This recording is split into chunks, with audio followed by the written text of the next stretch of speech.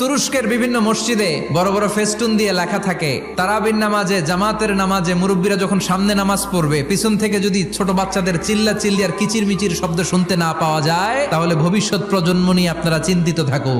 পিছনে যদি বাচ্চাদের হই হুল্লোড় না থাকে, তার মানে নেক্সট জেনারেশন এগুলো মুসল্লি হবে না, এগুলো হবে ডাকাত। এজন্য এরা বিভিন্ন প্রজেক্ট চালু করেছে। 40 দিন টানা ফজরের নামাজ যে ছোট বাচ্চারা মসজিদে এসে পড়বে, ওই প্রজেক্টের আওতা থেকে একটা করে সাইকেল দিয়ে দেওয়া হচ্ছে। কুয়েতে আরেকটা প্রজেক্ট করছে, দ্বিতীয় বিবাহ প্রকল্প। কি কাজ এই প্রকল্পের? তারা ঘোষণা দিল, তো যারা যারা ফজরের নামাজে মসজিদে আসবে না, তাদেরকে মসজিদের টাকা দিয়ে দ্বিতীয় বিবাহের ব্যবস্থা করে দেওয়া হবে। এই ঘোষণা দেওয়ার পর থেকে ওই এলাকার কোনো মহিলার তাহাজ্জুদ মিস হয় না। ফজর তো অনেক দূরে, তাহাজ্জুদের সময় থেকে হাজবেন্ডে ডাকা শুরু করে, মসজিদে যাও। অনেক দেশে তারাবি পড়েছি রামাদানে, ছোট বাচ্চারা পিছনে অনেক কিচির মিচির করে, হঠাৎ অ্যানাউন্সমেন্ট দেয়, বাবা মারা ছেলে মেয়েদেরকে শান্ত করেন। কিছুক্ষণ শান্ত, 2 রাকাত পরে আবার চিল্লাচিল্লি। এজন্য ছোট বাচ্চাদেরকে মসজিদ থেকে তাড়িয়ে দেওয়া যাবে, এদেরকেও নিয়ে যান।